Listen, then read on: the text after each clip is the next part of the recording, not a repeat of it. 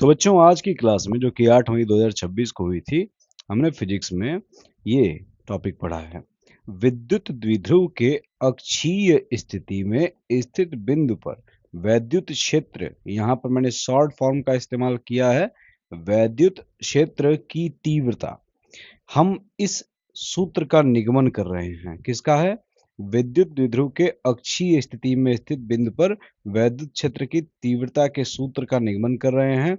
और इसको हम लोग कैसे कर रहे हैं, यहाँ पर हम लोग देखेंगे। ठीक है, तो यहाँ एक माइनस क्यू चार्ज है, यहाँ प्लस क्यू चार्ज है। इन दोनों के बीच की जो दूरी है, इसे मैं 2 लिख रहा हूं। ठीक है, और यहाँ ये बिंदु इसका केंद्र बिंदु है। जैसा कि आपको पता है कि वैद्युत द्विध्रुव क्या होता है, दो ऐसे आवेशों का निकाय होता है जिनमें परिमाण तो समान होते हैं दोनों के, किंतु उनकी प्रकृति विपरीत होती है। यदि एक माइनस क्यू है तो दूसरा हमारा प्लस क्यू होना चाहिए, और ये दोनों अत्यल्प दूरी पर स्थित होते हैं, यानी 2l जो है बहुत छोटी वैल्यू है। अब इसके केंद्र बिंदु से r दूरी पर इसकी अक्षीय स्थिति कौन सी होगी? जो इन दोनों से होकर गुजरता हुआ अक्ष होगा, यही स्थिति इसकी अक्षीय स्थिति होगी। इस स्थिति में कोई बिंदु P है, यहाँ पर पॉइंट P, जहां पर हमें इस पूरे निकाय के कारण, जो वैद्युत द्विध्रुव का निकाय है, सिस्टम है, उसके कारण विद्युत क्षेत्र की तीव्रता ज्ञात करनी है। तो ये कैसे ज्ञात करेंगे हम? तो इसके लिए हम क्या करेंगे, अध्यारोपण का सिद्धांत लगाएंगे। यानी पहले इस प्लस क्यू के कारण इस बिंदु पर तीव्रता निकाल लेंगे, उसे मैंने E1 माना है। और फिर इसके बाद माइनस क्यू के कारण तीव्रता निकाल लेंगे, उसे हम E2 माने हैं। और ये निकालने के बाद हम क्या कर देंगे, दोनों का वेक्टर एडिशन कर देंगे, सदिश योग कर देंगे। अब सदिश योग करने के लिए क्या आवश्यक है, ये दोनों सदिश रूप में लिखे हुए हों, यानी E1 भी वेक्टर फॉर्म में लिखा हुआ हो और E2 भी वेक्टर फॉर्म में लिखा हो। इसे वेक्टर फॉर्म में लिखने के लिए हम एक आधार दिशा लेंगे, और वो आधार दिशा हमारी x अक्ष है, जिसे मैंने इस दिशा में दिखा दिया है, प्लस x अक्ष को। ठीक, अब प्लस q आवेश के कारण बिंदु P पर तीव्रता मैंने E1 वेक्टर माना है। और ये E1 वेक्टर कैसे लिखा गया है, तो उसका सूत्र देखिए, ये होता है। यदि आपको किसी Q आवेश के कारण किसी उसके पास में स्थित बिंदु पर यदि आपको तीव्रता निकालनी होती है, तो आप उसे इस प्रकार निकालते हैं। मान लीजिए कि ये है हमारा Q आवेश, और इससे निकट यहाँ पर इस बिंदु पर हमें तीव्रता ज्ञात करनी है, जो कि पॉइंट P है, और यहाँ से ये इसकी दूरी मान लेते हैं स्मॉल r है। अब इस r से कंफ्यूज नहीं होना है, इसका मतलब सिर्फ इतना होता है कि उस आवेश से उस बिंदु की दूरी जहां पर इस आवेश के कारण हम तीव्रता ज्ञात कर रहे हैं। तो यहाँ इसीलिए मैंने फॉर्मूले को जनरल फार्मूला बना करके लिखा है, E वेक्टर बराबर स्मॉल k। अब स्मॉल k क्या होता है, तो 1/4 pi epsilon not capital K होता है। इसके बारे में मैं चर्चा कर चुका हूं पिछले लेक्चर्स में। यहाँ कैपिटल K क्या होता है, तो ये माध्यम का परावैद्युतांक होता है, और एप्सिलॉन नॉट हमारा क्या होता है, निर्वात की वैद्युतशीलता। ठीक है, तो यहाँ वेक्टर E बराबर स्मॉल k q अपॉन दूरी का वर्ग होता है। कौन सी दूरी? वो दूरी जहां पर हमको इस Q आवेश के कारण तीव्रता ज्ञात करनी होती है, उसकी इस आवेश से दूरी जो होती है, वो दूरी का वर्ग इनटू वेक्टर E की दिशा में, यानी जिधर भी हमारा वेक्टर E होगा उसकी दिशा में एकांक सदिश यूनिट वेक्टर।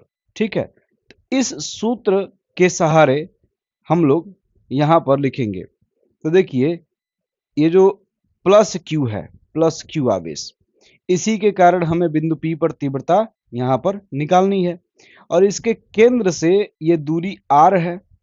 यहां से डायरेक्ट दूरी हमें नहीं पता है। अब इस दूरी को निकालने के लिए हम क्या करेंगे, यहां हमें पता है क्योंकि ये केंद्र बिंदु O है, तो यहां से इस वाले की भी दूरी स्मॉल l होगी, और इस वाले की भी दूरी, दूसरे वाले की भी दूरी ये स्मॉल l है, और ये भी स्मॉल l है। तो यदि इस पूरे में से यदि इतना मैं निकाल दूं, तो मुझे ये वाली दूरी पता चल जाएगी। यानी R में से L निकाल दूं तो ये प्लस Q से बिंदु P की दूरी पता चल जाएगी। तो इसीलिए देखिए यहाँ पर E1 वेक्टर बराबर क्या लिखा गया है, उसका मैग्नीट्यूड यानी कि small k Q upon distance दूरी का वर्ग, और दूरी कितनी आई है R माइनस L, उसका वर्ग इनटू ये जिस दिशा में इसके कारण वैद्युत क्षेत्र की तीव्रता आ रही है उस दिशा का एकांक सदिश। तो देखिए मैंने यहां पर E1 वेक्टर को इस दिशा में दिखाया, दूर जाता हुआ इससे, ठीक है, और यह दिशा मैंने x अक्ष की दिशा दिखा दी है, प्लस x अक्ष की, इसीलिए मैंने यहां पर प्लस x अक्ष के दिशा में जो एकांक सदिश हमारा होता है यूनिट वेक्टर i कैप, वो लिख दिया है। इस तरीके से हम E1 वेक्टर को दिखा दिए। ठीक इसी प्रकार माइनस Q आवेश के कारण बिंदु P पर तीव्रता निकालनी है, तो इसी फार्मूले का इस्तेमाल करके हम उसे भी लिखेंगे। देखिए माइनस Q आवेश यहां पर है और ये हमारा बिंदु P है, यहां से यहां तक की दूरी हमारी R है और यहां से यहां तक हमारी दूरी कितनी है, L है। तो ये पूरी दूरी यहां से लगाए और यहां तक की जो पूरी दूरी है कितनी होगी, R प्लस L होगी। तो इसी के सहारे और साथ ही में फार्मूले में चिन्ह सहित Q के मान को भी हमने रखा है। तो यहाँ small k into minus Q upon R plus L का होल स्क्वायर हो गया, और यहाँ पर जो हमने डायरेक्शन लिया है इससे दूर जाता हुआ अगर हम लेंगे तो ये वाला होगा डायरेक्शन, और वो डायरेक्शन किधर है, प्लस x अक्ष में है, इसीलिए मैंने यहाँ पर आई कैप से मल्टीप्लाई किया। हालांकि यहाँ माइनस चिन्ह होने के कारण क्या हुआ कि ऑलरेडी एक माइनस आ गया यहाँ पर, और ये माइनस इसके साथ में जाएगा तो ये माइनस आई कैप वाली डायरेक्शन को शो करेगा, यानी E2 हमारा वास्तव में किधर बनेगा, वो इधर बनेगा E2, ठीक है। भले ही मैंने इसको यहाँ पर दिखा दिया है, लेकिन अगर मैं Q को चिन्ह सहित रख दूंगा तो वो उसकी सही डायरेक्शन को बता देगा। तो यहाँ पर इसीलिए माइनस आने के कारण ये उल्टे डायरेक्शन में है, ये पता चल जाएगा, ठीक है। अब हम क्या करेंगे इसके बाद, अतः वैद्युत द्विध्रुव के कारण बिंदु P पर नेट विद्युत क्षेत्र की तीव्रता, यहाँ पर तीव्रता शब्द लिखा है, इसका मतलब वही है वैद्युत क्षेत्र की तीव्रता। तो ये E वेक्टर बराबर E1 प्लस E2 हो जाएगा, और ये वेक्टर सम है इसीलिए वेक्टर फॉर्म में E1 और E2 को हम ला करके रख देंगे। तो यहाँ के Q upon R minus L का होल स्क्वायर आई कैप है, अब प्लस यहाँ ब्रैकेट लगाया हूं मैं क्योंकि यहाँ पर माइनस चिन्ह था, तो माइनस के क्यू अपन R प्लस L का होल स्क्वायर इंटू आई कैप। और ये मैंने कहाँ से लिखा है, तो समीकरण 1 व 2 से। देखिए समीकरण 1 किसको बनाया था, मैंने इसको बनाया था समीकरण 1 यहाँ, और समीकरण 2 ये हमारा रहा। यहाँ से रख करके अब हम देख रहे हैं कि इसमें के क्यू और के क्यू कॉमन है और साथ में आई कैप भी कॉमन है। तो मैंने क्या किया है, इसमें के क्यू आई कैप को कॉमन ले लिया है। तो जैसे ही के क्यू आई कैप को कॉमन लोगे तो यहाँ क्या बचेगा, 1 बचेगा। तो यहाँ 1 अपन R माइनस L का होल स्क्वायर आ गया, और यहाँ पर क्या बचेगा, -1 बचेगा, इसलिए माइनस यहाँ लिख दिया 1 अपॉन R प्लस L का होल स्क्वायर। अब यहाँ वेक्टर E बराबर के क्यू आई कैप, और फिर से इसको हल करेंगे तो देखो यहाँ इन दोनों का एलसीएम जब लोगे, तो यदि तुम्हें नहीं पता हो तो मैं यहाँ पर लिख भी दे रहा हूं कि a plus B into A minus B बराबर होता है A square minus B square. अब यहाँ यदि आपको एलसीएम लेना है दो एल्जेब्रिक नंबर्स का और आपको नहीं पता है कि कैसे लिया जाएगा, तो जान लीजिए दोनों का गुणा कर दीजिए आसानी से। बस दोनों का गुणा करेंगे तो भी आपको एलसीएम मिल जाएगा। तो देखिए यहाँ पर R माइनस एल का गुणा किया जाएगा R प्लस एल से, तो क्या मिलेगा, इस वाले फॉर्मूले के हिसाब से A की जगह R रख दो, B की जगह L रख दो, तो R square minus L square मिलेगा। और किंतु यहाँ पर स्क्वायर है इन दोनों का, इसलिए इसका भी स्क्वायर हो जाएगा। तो इसीलिए यहाँ पर ये R square minus L square का होल स्क्वायर आ गया है इसका एलसीएम। अब जब एलसीएम हमने ले लिया है R square minus L square का होल स्क्वायर, जो कि इन दोनों का गुणा करके आया हुआ है, ठीक है। तो अब हम क्या करेंगे, इससे इस एलसीएम में भाग देते हैं, और भाग करने के बाद जो आता है उसका हम ऊपर इसमें गुणा करते हैं, जो भी ऊपर नंबर होती है उसमें। तो इससे जब इसमें भाग दोगे तो R प्लस एल का होल स्क्वायर आएगा, और उसका गुणा कहाँ हो जाएगा, 1 में, तो इसीलिए यहाँ पर आएगा R प्लस एल का होल स्क्वायर। और वापस यहां पर क्या करोगे, आर प्लस एल का होल स्क्वायर से भाग दोगे इसमें, तो क्या आ जाएगा, क्योंकि ये इसका गुणा था तो आर माइनस एल का होल स्क्वायर आ जाएगा। तो यहां माइनस चिन्ह लगाओगे और फिर लिखोगे आर माइनस एल का होल स्क्वायर। अब यहां ध्यान देने वाली बात है, क्योंकि यहां ये माइनस चिन्ह लगाए हो, फिर ये ब्रैकेट के अंदर है, फिर इसका स्क्वायर है, तो जब इसको एक्सपेंड करोगे, आगे मैं दिखाऊंगा, यहां पर देखो, यहां इसको एक्सपेंड किया गया पूरे को, तो यहां इसको ब्रैकेट के अंदर पहले लिखा गया है, क्योंकि यदि मैं वो गलती कर दूंगा तो यहां माइनस आर स्क्वायर लिख दूंगा, फिर plus L square minus 2 RL, फिर ये गलत हो जाएगा पूरा। तो इसीलिए यहां ब्रैकेट लगा करके उसके बाद में ब्रैकेट तोड़ना है, मल्टीप्लाई करना है अंदर माइनस का। यहां आर प्लस एल का होल स्क्वायर क्या हो जाएगा, R square plus L square plus 2 RL, यहां माइनस ब्रैकेट में R square plus L square minus 2 RL, ये किसका स्क्वायर था, आर माइनस एल का होल स्क्वायर था। ठीक है, अब नीचे हमारा वही रहेगा R square minus L square का होल स्क्वायर।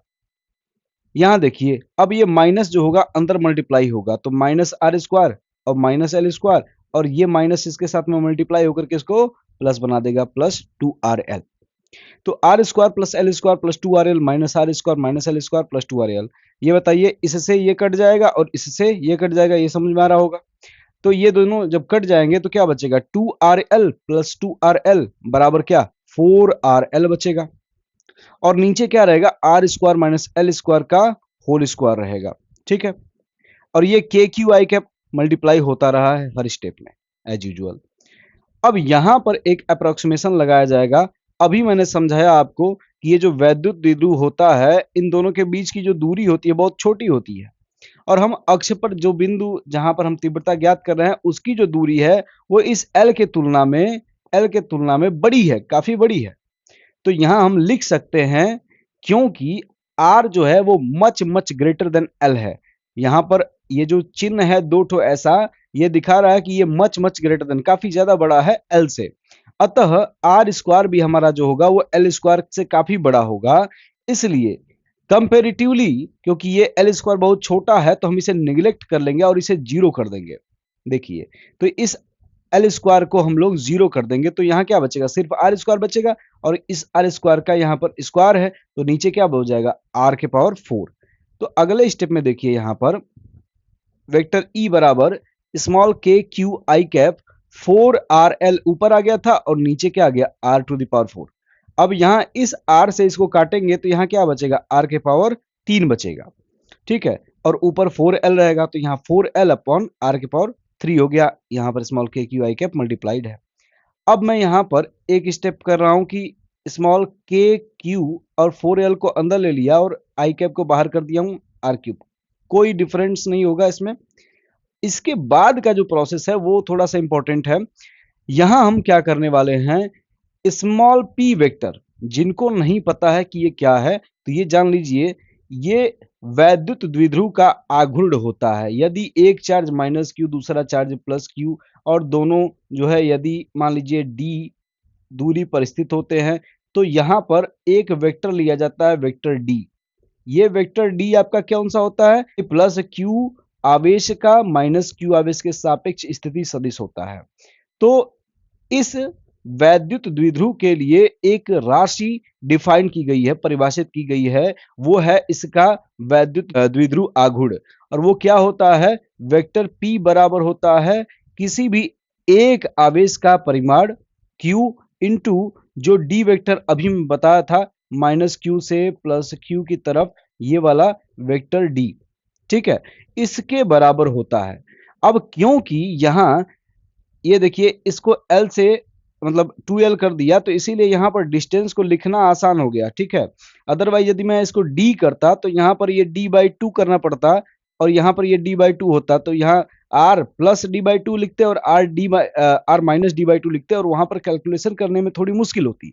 इसीलिए सुविधा के लिए यहां पर क्या कर लिया जाता है, इसको 2L बना दिया जाता है। अब 2L बनने के कारण क्या होगा, देखिए यहां पर P को कैसे डिफाइन किया जा सकता है, तो P बराबर क्या होता है, P बराबर Q इंटू डी वेक्टर होता है, और डी वेक्टर कौन सा वाला होता है, माइनस क्यू से प्लस क्यू की तरफ होता है। तो ये डी वेक्टर जो होगा वो क्या होगा, डी इंटू जो भी इसकी दिशा है उसकी दिशा में एकांक सदिश, और दिशा कौन सी वाली है, एक्स अक्ष वाली है, यही वाली तो है। माइनस से प्लस की तरफ देखेंगे, माइनस से प्लस की तरफ, तो हमने क्या कौन सी दिशा मानी है? यहाँ पर देखिए एक्स अक्ष माना है, यही वाली दिशा एक्स अक्ष है। तो यानी यदि डी वेक्टर होता तो डी वेक्टर लिखाता डी आई कैप लिखाता। तो यहाँ पर डी वेक्टर ना होकर के यदि 2l वेक्टर लिख दिया जाए तो ये 2l वेक्टर किसके बराबर होगा? 2l आई कैप के बराबर होगा यहाँ पर। तो डी वेक्टर बराबर हम 2l वेक्टर भी लिख सकते हैं। बात समझ में आ रही है? इस प्रकार से पी वेक्टर बराबर हम क्या लिख सकते हैं? q इंटू 2l वेक्टर अथवा q इंटू 2l आई कैप। ठीक, इसी के सहारे यहां पर q इंटू 2l इंटू आई कैप इसको पूरा p वेक्टर से रिप्लेस किया जाएगा। इसीलिए यहां पर 4 को 2 इंटू 2 में बांट दिया गया है। तो एक 2 को आगे लाया गया है और एक 2 को इस l के साथ रहने दिया गया है, जिससे ये q इंटू 2l इंटू आई कैप बन जाए, जिसे हम p वेक्टर से रिप्लेस कर सकें। तो यहां इस तरह से वेक्टर E बराबर 2 small k p vector upon r cube आता है। ठीक है, ये पूरा इसका डेरिवेशन रहा। और इसी तरह से इसके परिमाण को यदि लिखना हो तो परिमाण क्या हो जाएगा? E बराबर 2 के पी अपॉन आर क्यूब। अब यहां पर एक चीज ध्यान देने वाली है कि जो E की डायरेक्शन होगी, यानी वैद्युत द्विध्रुव, यहां देखिए वैद्युत द्विध्रुव की अक्षीय स्थिति में स्थित किसी भी बिंदु पर जो तीव्रता की दिशा होगी वो हमेशा इस P वेक्टर की डायरेक्शन में होगी। यानी अगर मैं आपको एक सिचुएशन दूं कि ये माइनस क्यू चार्ज है और ये प्लस क्यू चार्ज है, दोनों अत्यल्प दूरी पर हैं, तो इन दोनों के इस साइड यहां पर यदि कोई बिंदु स्थित हो तो यहां पर तीव्रता की दिशा कौन सी होगी? तो आप बस इसको देखेंगे कि इस वाले विद्युत द्विध्रुव के लिए आघूर्ण की दिशा कौन सी होगी? ये वाली होगी, क्योंकि माइनस से प्लस की तरफ होती है पी की दिशा, इसलिए यहां पर जो विद्युत क्षेत्र की तीव्रता होगी वो भी पी की दिशा में होगी, यानी ई और पी दोनों एक ही दिशा में होंगे। वो इसी सूत्र से क्लियर हो रहा है। तो ये पूरा आपका टॉपिक रहा जो आप इसे अच्छे से समझ सकते हैं। और इसका पूरा यहाँ पर स्क्रीनशॉट आप चाहे तो ले सकते हैं, ये पूरा एक ही साथ आपको दिख जाएगा। बाकी इसका नोट्स चाहिए होगा तो आप मैसेज करिएगा, कमेंट करिएगा, मैं आपको भेज दूंगा। ठीक है।